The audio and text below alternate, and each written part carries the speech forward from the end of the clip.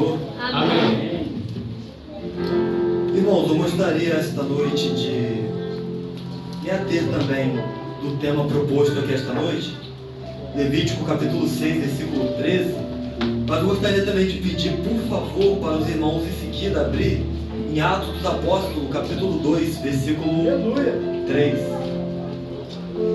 Enquanto os irmãos procuram, gostaria de fazer menção da minha esposa, que sempre está acompanhada comigo, a obreira Daniele, minha filha, futura missionária Camila de Vitória. Também agradeço demais pelos meus amigos que vieram da Igreja Pentecostal Nova Aliança, os instrumentistas, vieram estar apoiando a gente. Eu sempre digo onde eu passo, mas agora dizendo isso com ele presente é melhor ainda. Eu vim debaixo da bênção do meu pastor presidente, pastora Daicena.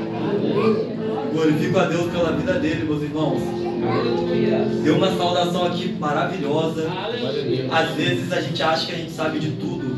No culto de doutrina, ele estava aplicando João capítulo 3, falando sobre Nicodemos, explicando pra gente sobre como que era nascer da água e do Espírito.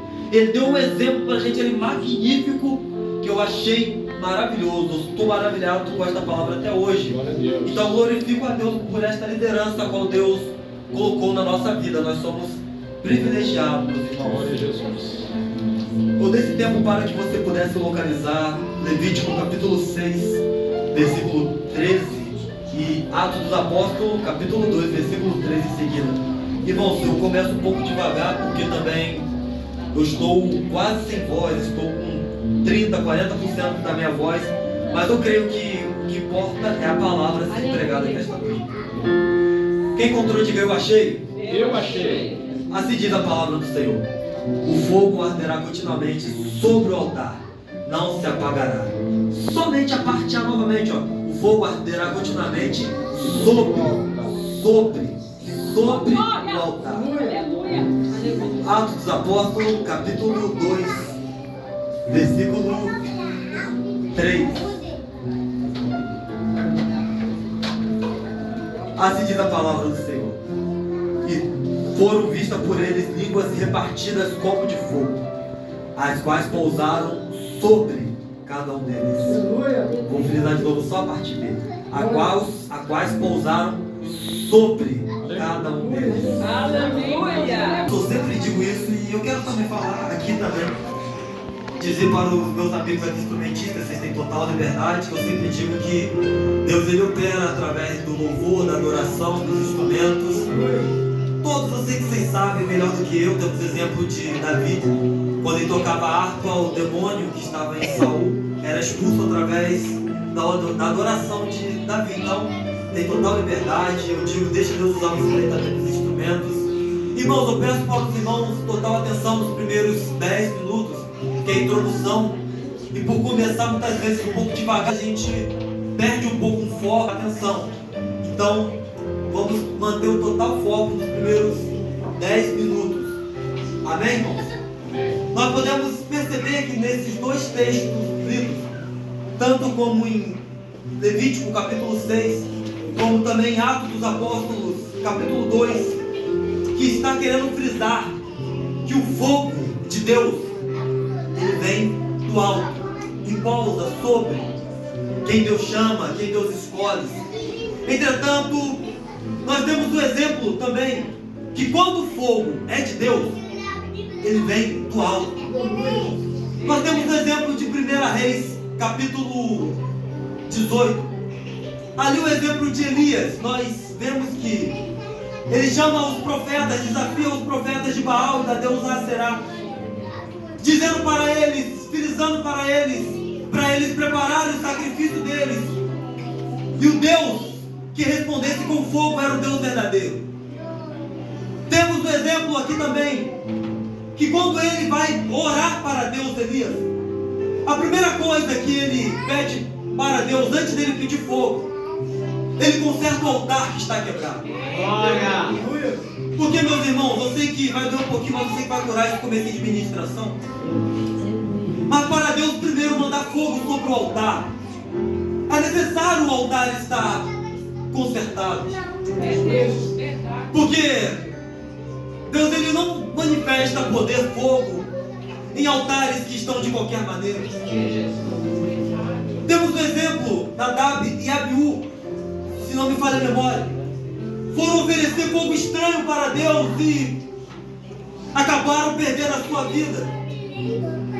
Então não adianta pedir fogo e não estar pronto para poder receber o que Deus quer manifestar sobre as nossas vidas.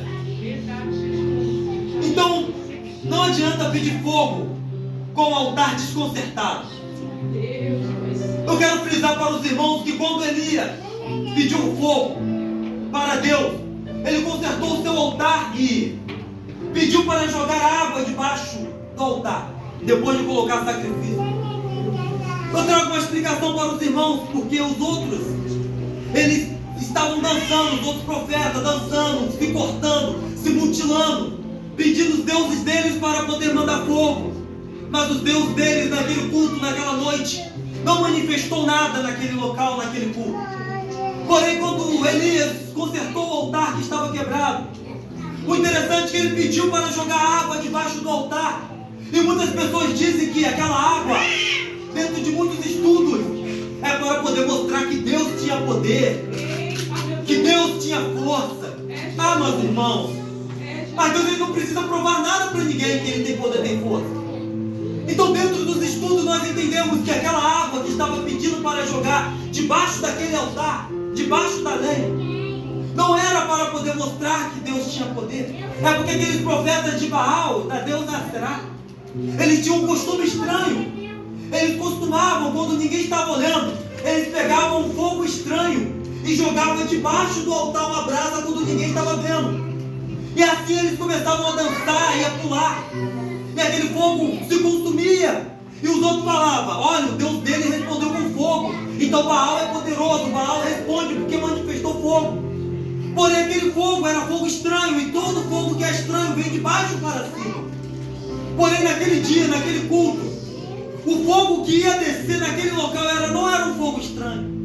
Então Elias disse: pode colocar água o suficiente, porque se tiver fogo estranho aqui debaixo vai ser apagado agora. Glória. O interessante é que quando ele orou para Deus, irmão, ele não pulou, não precisou de firula, não precisou de emocionalismo. Ele somente foi na base da palavra e disse: Deus, o altar está posicionado, está consertado. Manda fogo, manda fogo, manda fogo, manda fogo. Porque o fogo, quando é de Deus, ele não vem de baixo para cima. O fogo, quando é de Deus, ele vem do alto, ele vem do alto, ele vem do alto e pousa sobre o altar. Aleluia! Então aqui nós percebemos que quando o fogo é de Deus, irmãos, pode ter água, pode ser num cenário difícil, pode ser num cenário de adversidade. Deus ele manda fogo sim sobre o altar, para quem está alicerçado na palavra. Então o fogo, quando é de Deus, ele vem do alto. Então neste cenário de Atos dos Apóstolos, capítulo 2, a qual o fogo pousou sobre cada um dos discípulos, 120 aproximadamente que estavam reunidos naquele culto. Jesus veio em uma época em que não se tinha mais fogo. Jesus veio em uma época em que Deus estava calado para a humanidade. Já não havia mais profetas, não havia mais profecias, não havia mais Espírito Santo, não havia mais ousadia. Era um povo que estava carente da manifestação do Espírito Santo de Deus. O povo, a humanidade, estava carente da presença de Deus. Eles precisavam novamente de um relacionamento, precisavam do fogo e da salvação. Na época em que Jesus veio, na época em que a verdade veio, os cultos eram frios. Os cultos naquela época não tinham mais a presença, eram templos bonitos, eram templos ornamentados. Os profetas eram bem vestidos. Os profetas talvez tinham exegese. E para você ver que eu não estou saindo do contexto, nós temos um exemplo em João capítulo 3, que Jesus, quando ele se encontra com Nicodemos, ele disse para Nicodemos que a exegese, a homilética, a hermenêutica, somente os estudos não eram necessários para ter o fogo de Deus. Eu imagino Nicodemos falando para Jesus: Jesus, o que é necessário fazer para ter o fogo de Deus? Aí eu imagino Jesus olhando para ele: ah, meu filho, é necessário nascer de novo. Para ser constante é necessário nascer de novo. Aí Nicodemos olhou para ele e disse: um homem velho, como vai nascer? Vai entrar no ventre novamente? Aí Jesus olhou para ele e disse: ah, se você soubesse que para ser cheio é necessário nascer da água e do Espírito, é necessário nascer de novo, disse para ele.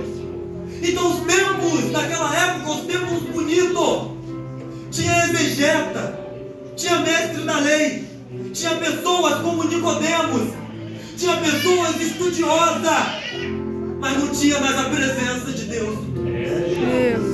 Tanto que naquela época, o povo, para poder escutar a palavra de Deus, a multidão, eles não iam mais no templo para escutar a palavra de Deus.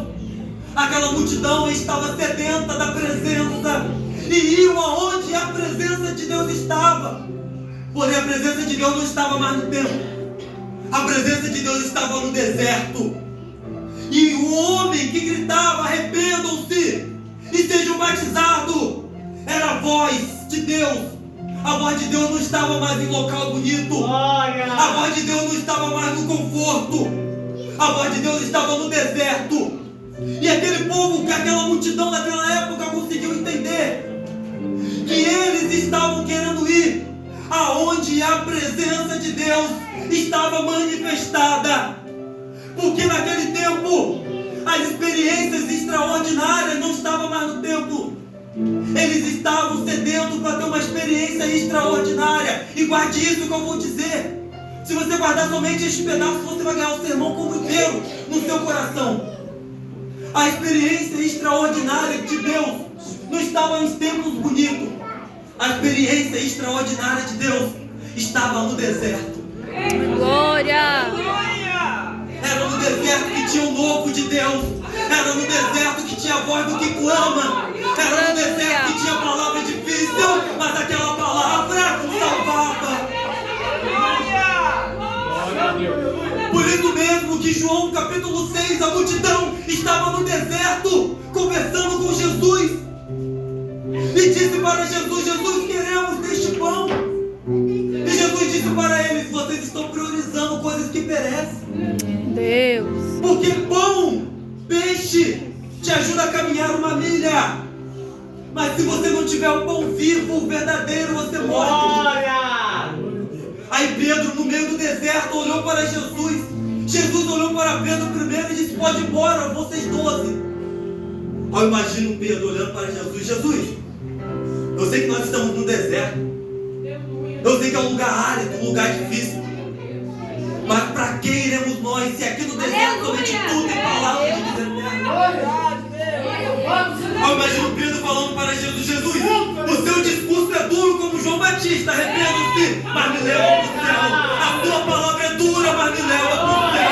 O seu discurso nem sempre vai ser melzinho, nem sempre vai ser palavra coach, mas é esta palavra que me leva para o céu. Ele estava no deserto, oferecendo o pão vivo, mas é no deserto que Jesus se manifestou e disse que ele era o pão vivo que desceu do céu. Aleluia! Ah, meus irmãos, deserto nem sempre é para a nossa morte. É no deserto onde ninguém te vê. É no deserto onde ninguém te abraça. É no deserto que muitas vezes ninguém vai levantar a mão para poder te ajudar. Mas é no deserto que se tem novas experiências com Deus. Aleluia! Por isso aquele povo preferiu sair do palácio, sair da onde era bonito e ir para o deserto, porque eles estavam sedentos da presença de Deus. E nós temos que ir aonde a presença de Deus estiver. Aleluia! E não foi no deserto que Moisés viu a sarça ardente, em chamas. O interessante é que Moisés, corroborando com este texto, passou 40 anos no palácio. Era 40 anos da melhor oratória, 40 anos do bom e do melhor. Mas quando ele saiu da sua zona de conforto, eu imagino, meus irmãos, que muitas pessoas dizem que deserto é para a morte. Mas Moisés, 40 anos no palácio, não viveu a experiência que ele viveu 40 anos no deserto. Quem disse que o deserto é para a nossa morte? Eu imagino Moisés, 40 anos passando no deserto, cuidando de ovelha desacreditado. Imagino eu pensando, cabeça de pregador, Moisés falando consigo mesmo: Deus, eu estou no deserto, cadê a promessa? Deus, o Senhor não me levantou para ser libertador. Deus, estou no deserto, cadê os sonhos? Cadê os planos? Acabaram. Mas num belo dia, Deus não se esqueceu do Moisés. E no belo dia ele viu uma chama, uma sarça que pegava fogo. E o fogo não consumia ela. O interessante, meus irmãos, que no deserto tem diversas sarsas. E é comum com o calor que tem no deserto, a sarça pega fogo. Porém, quando o fogo é de Deus, é do alto, o fogo não apaga facilmente como as outras sarsas. Quando é fogo de Deus, como aquela sarça, a sarça ardia e não consumia ela, aquele fogo, porque aquele fogo era fogo de Deus. E quando é fogo de Deus, não tem localidade para se manifestar. Quando é fogo de Deus, se manifesta no deserto, se manifesta na água, se manifesta na dificuldade, se manifesta no pior momento. Quando é fogo de Deus, se manifesta no deserto.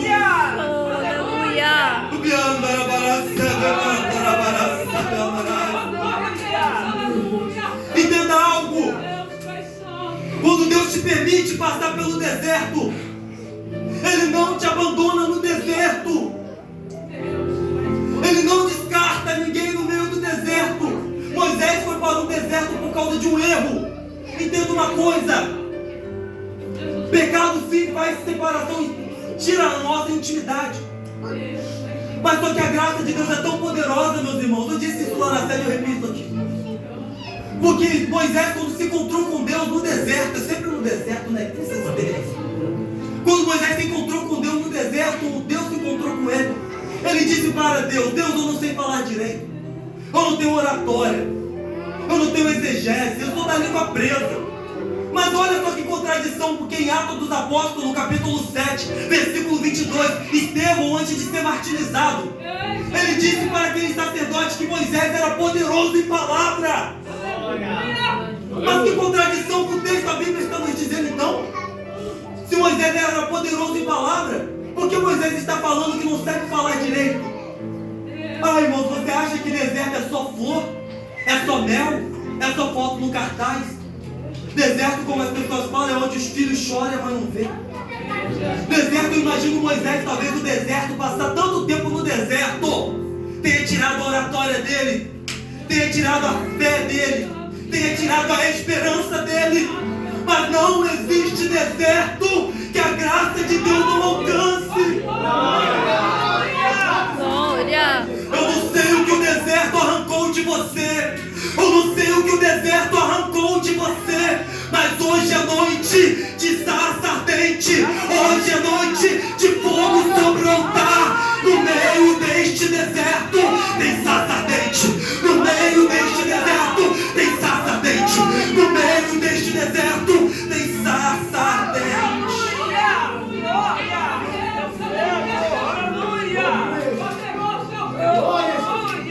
Mas entenda uma coisa, muitas vezes o deserto não é para a nossa morte. Às vezes Deus está permitindo este deserto, como eu disse, sempre no deserto que ele volta, né? Deuteronômio capítulo 8, versículo 2, se não me falha a memória. Está escrito que Deus permitiu aquele povo passar pelo deserto 40 anos para saber o que estava dentro do coração dele. Muitas vezes Deus vai permitir o deserto, eu sei que vai doer, mas não sei que vai curar. Muitas vezes Deus vai permitir a escassez.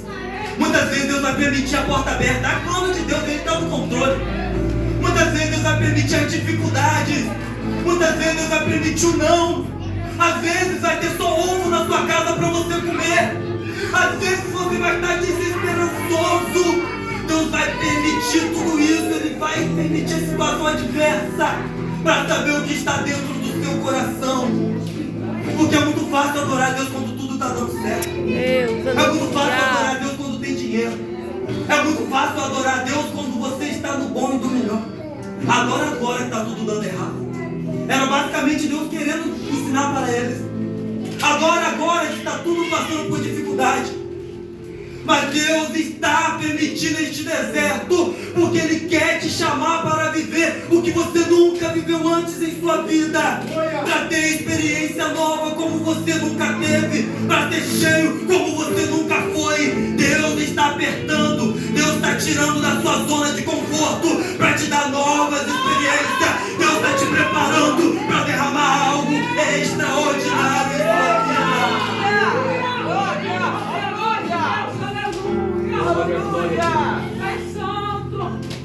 Deserto nem sempre é para a nossa morte.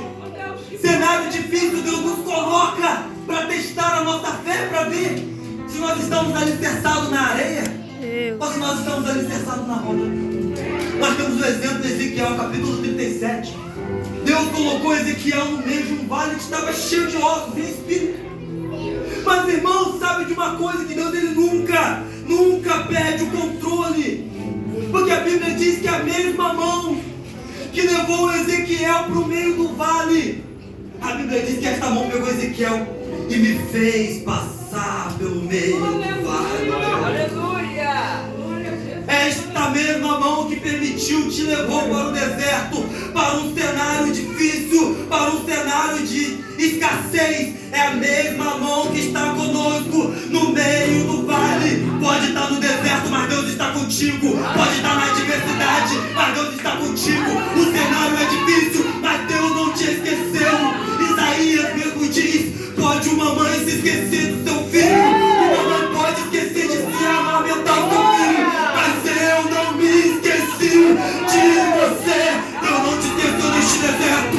Eu não te esqueci neste deserto. Eu não te esqueci neste deserto. Tem experiência nova.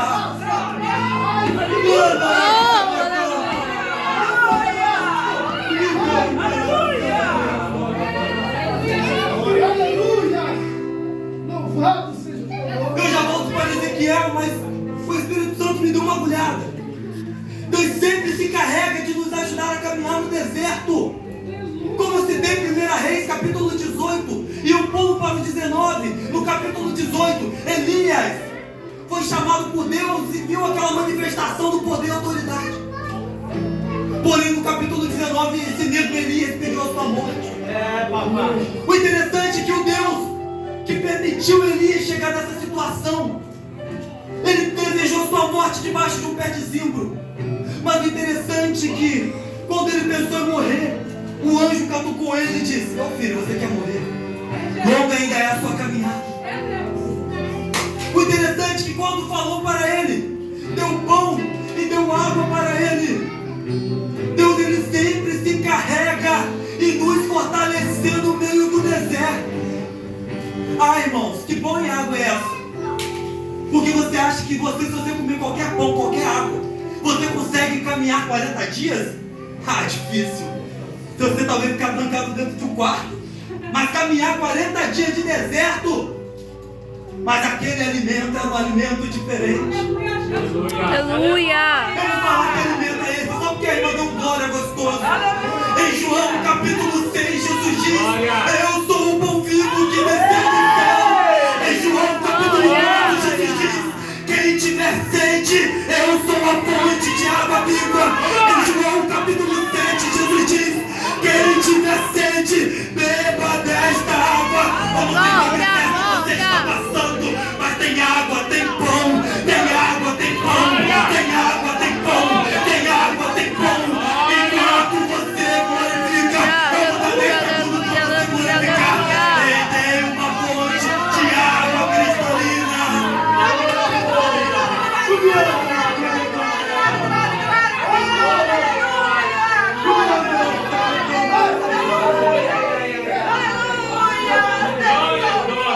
O que te levou para o deserto, te alimenta no deserto.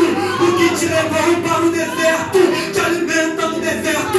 Você não vai morrer neste deserto. Você não vai morrer para a depressão. Você não vai morrer para o cenário difícil. Você não vai morrer para o cenário difícil. Não vai, não vai, porque esta noite tem algo melhor do que o seu deserto. Tem pão, tem água, tem pão, tem água.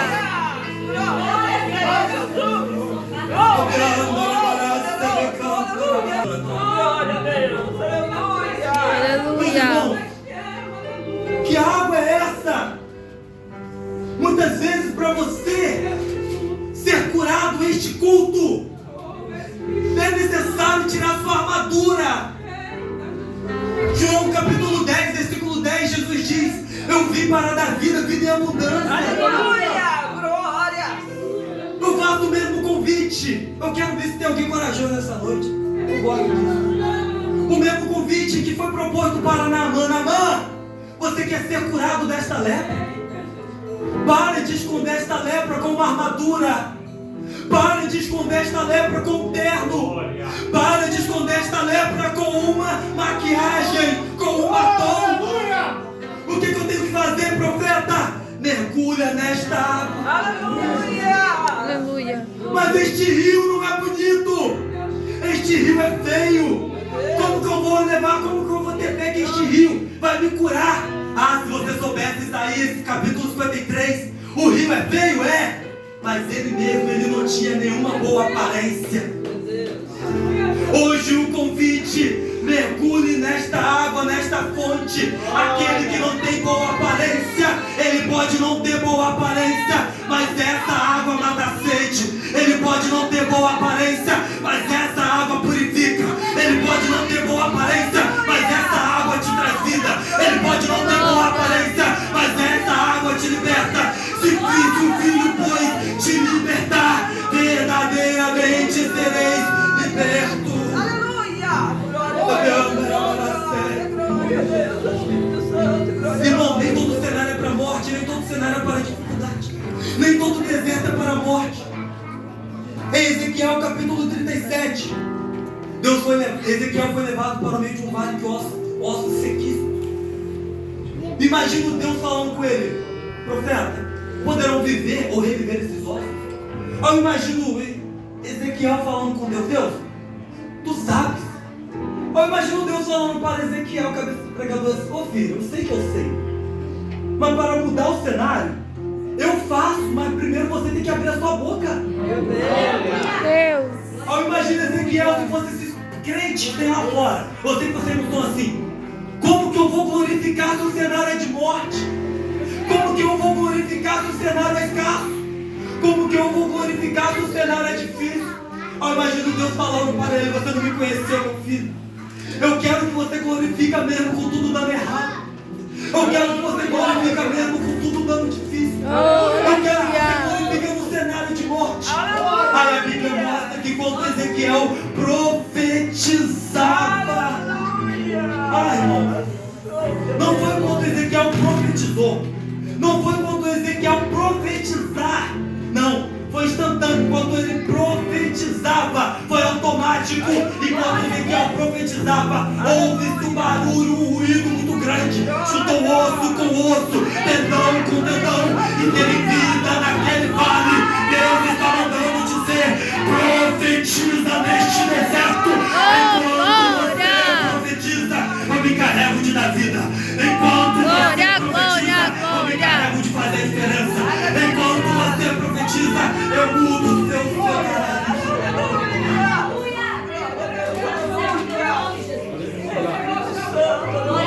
Foi no vale, foi no deserto que Deus deu um filho que estava morto. Foi no deserto que Deus assoprou o Espírito. Em Ezequiel capítulo 37, a Bíblia diz que Deus assoprou o Espírito. Era um cenário de devastação, de morte.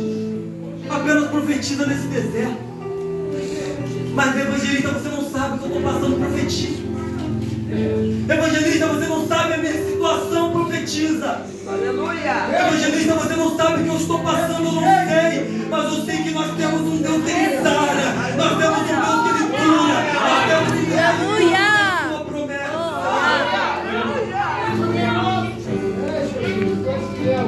Deus só está permitindo o deserto para você ter um novo grau de intimidade com Deus. Ezequiel experimentou disso. Foi no vale que ele teve mais intimidade com Deus.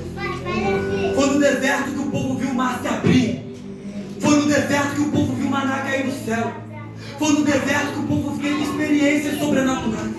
Foi no deserto que eles viram água sair da rocha. Foi no deserto que eles viram maná. Foi no deserto que eles viram coluna de fogo. Foi no deserto que eles viram coluna de nuvem. Ah, se você soubesse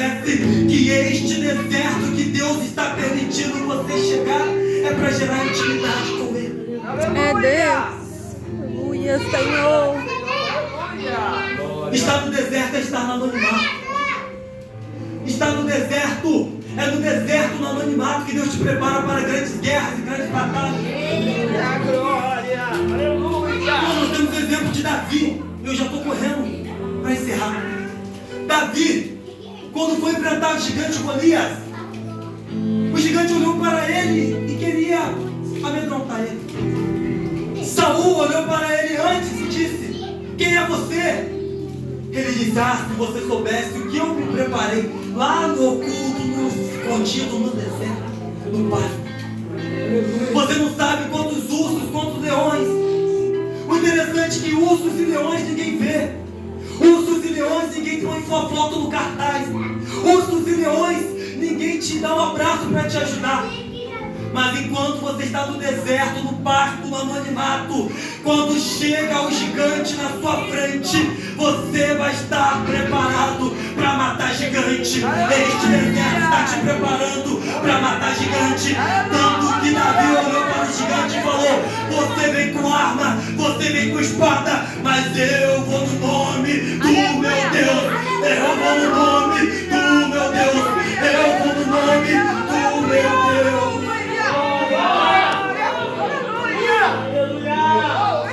Não mais vale estar no deserto com experiência com Deus do que estar no palácio e não ter presença de Deus. Em Êxodo capítulo 33, versículo 15, Moisés olhou, conversou com Deus e disse: Deus, não me faça subir daqui se a sua presença não for conosco. Eu imagino Deus conjecturando, falando com Moisés: Moisés, pode ir, o meu anjo vai com você. O meu anjo dá maná, o meu anjo abre porta, o meu anjo pode te dar bênçãos financeiras. Eu imagino Moisés falando: alguém já entendeu aqui? Eu não quero sair deste deserto, Deus, se a sua presença não estiver conosco. Irmãos, eu vou falar.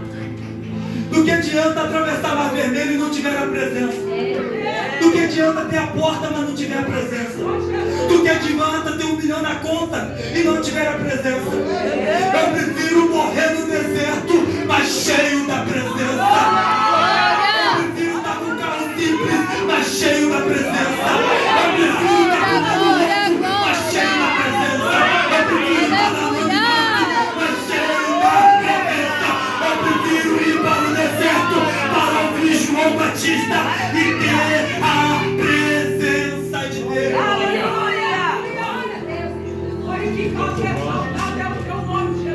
Entenda uma coisa, e aqui já estou indo para o fim.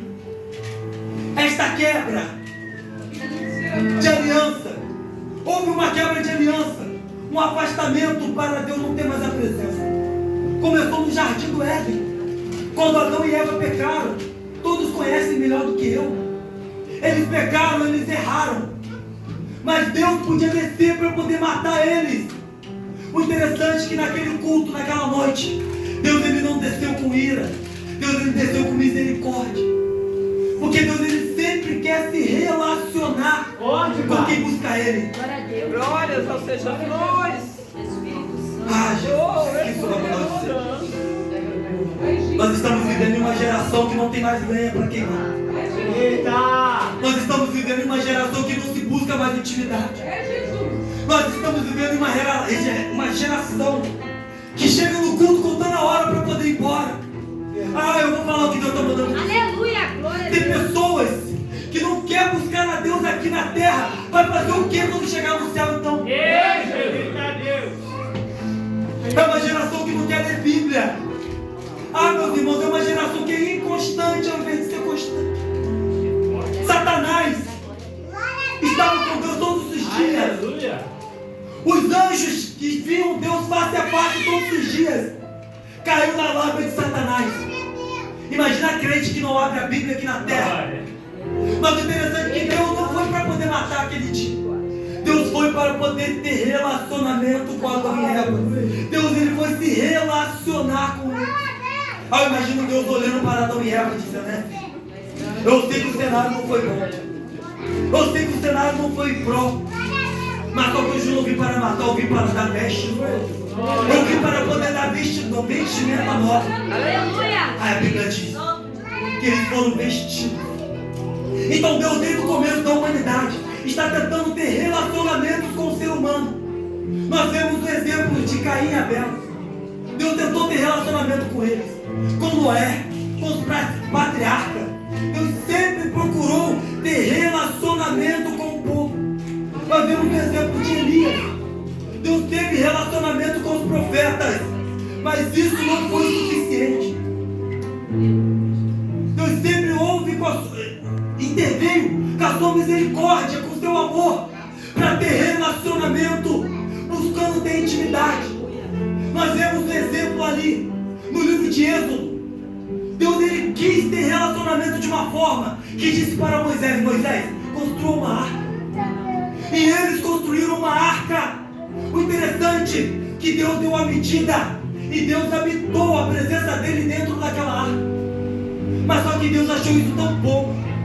Deus não queria mais habitar de fora para dentro. Deus queria ter um relacionamento diferente. Deus queria habitar de dentro para fora. E como que faz isso para poder habitar de dentro para fora? Em Levítico capítulo 6, versículo 13, a Bíblia diz que o fogo arderá continuamente sobre o altar, não se apagará. Mas só que o apóstolo Paulo diz algo mais interessante. Não sabeis, antigamente Deus habitava de fora para dentro. Não sabeis que vós sois templo do Espírito Santo. Aleluia! Como assim, evangelista? Agora Deus não age mais de fora para dentro.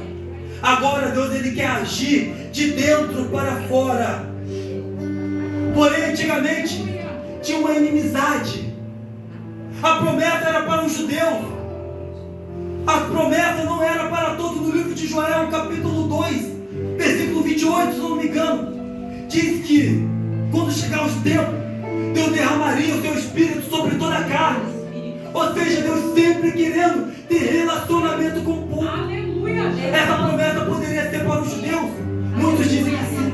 Mas em Efésios capítulo 2, Jesus diz, a Bíblia diz, o escritor diz, que Jesus derrubou o muro da inimizade. Agora não é só para os judeus. Agora este fogo é para todos. Este fogo levanta quem está no deserto. Este fogo levanta quem está no anonimato. Este fogo levanta quem quer tirar a sua própria vida. Aleluia! Glória!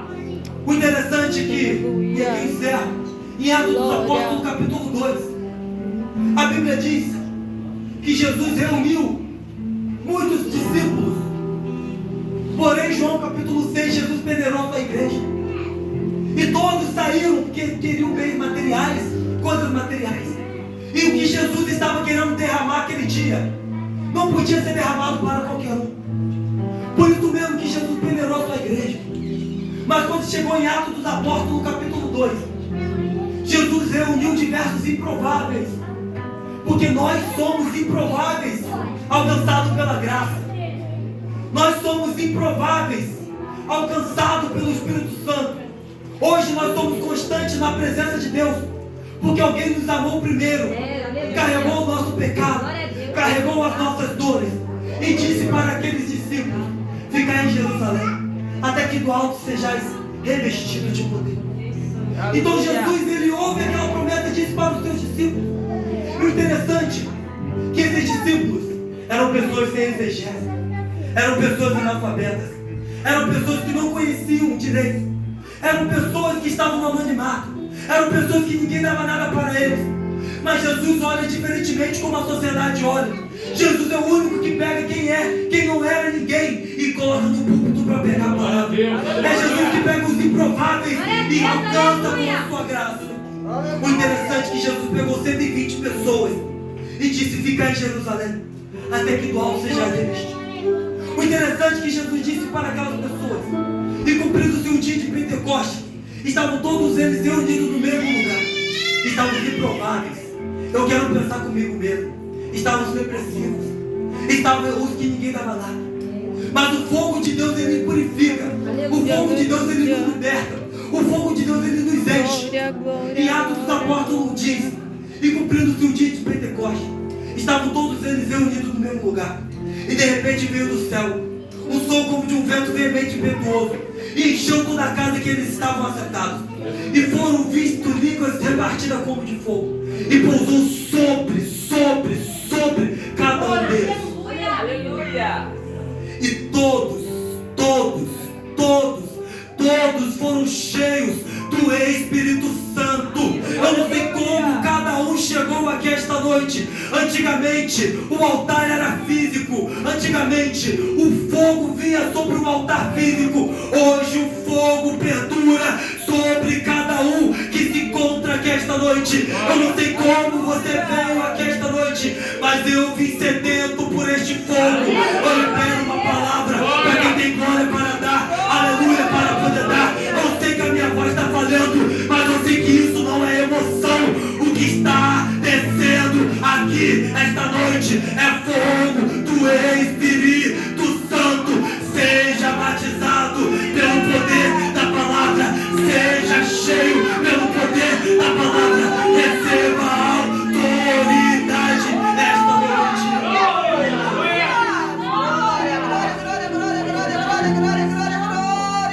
A presença que estava com Moisés, a presença que estava com os patriarcas, a presença que estava sobre Jesus, a presença que estava sobre João, esta presença se faz aqui presente em nosso meio, na pessoa do Espírito Santo. Evangelista, esse fogo vai descer, não? Esse fogo já desceu em Atos 2. Esse fogo se faz presente. Ele alcançou você no deserto, ele alcançou você no anonimato, ele alcançou você quando ninguém estava na rua.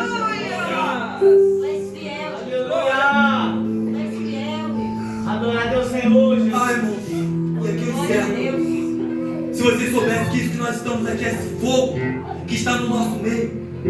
Se vocês soubessem que isso aqui não é uma obrigação, é uma oportunidade. Eu trago um aviso para as igrejas onde eu passo. E o Espírito Santo está me incomodando para dizer isso aqui também. Lá na Ásia estava uma perseguição tão forte para a igreja. Eles queriam ter essa oportunidade com o povo brasileiro está. Eita, verdade, Deus. No Afeganistão estão matando nossos irmãos cristãos. O interessante é que eles dizem: tira a minha cabeça, corta a minha cabeça, mas eu não renuncio. Na Ásia, na China, na Coreia, muitos estão morrendo, mas não renunciam a Deus. Na Europa estão passando por um esfriamento espiritual tão grande. Não se dá glória, não se dá mais aleluia. Nos Estados Unidos está passando por um esfriamento espiritual muito grande. Na América, no Chile, no Equador, na Argentina, está passando por um esfriamento muito grande. Mas aí veio um Billy Graham, estava orando pelas bandeiras, passava pelos Estados Unidos, passava pela China, passava pela Espanha e passou no Brasil. Glória a Jesus. Aí falaram para ele: por que você parou aí na bandeira do Brasil? Ele falou: é porque um dia, antes do final da trombeta de Deus, antes do arrebatamento, o fogo vai ser derramado sobre o Brasil e não será apagado. E este fogo se faz presente em nosso meio. Assim como você chegou, vamos largar o microfone. Quem quiser sentir esse fogo, glorifica Deus. Tem fogo sobre o Brasil. É o Brasil. Tem batismo, tem fogo. Tem batismo, tem fogo. Tem batismo, tem fogo.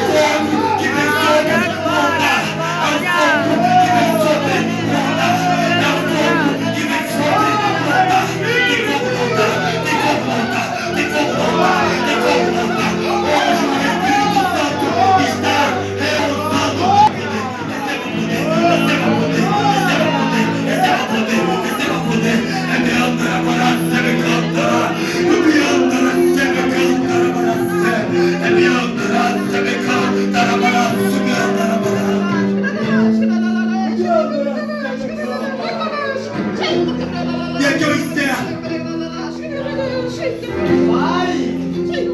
Lá no que eu falei, Levítico 6, 13.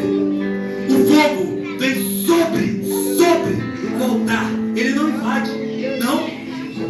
Você acha que o Espírito Santo vai te obrigar a dar glória? Vai te obrigar a pular, a chorar? Ele não invade. Ele vem sobre. E Atos dos Apóstolos, capítulo 2. Diz que foram vistas por ele línguas repartidas, que pousaram sobre cada um deles. Sobre.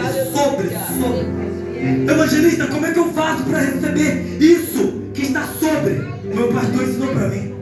Salmos diz: abre a tua boca e eu te encherei. Quem quiser receber esta glória, quem quiser receber este prêmio, quem quiser receber esta cortina do Espírito Santo,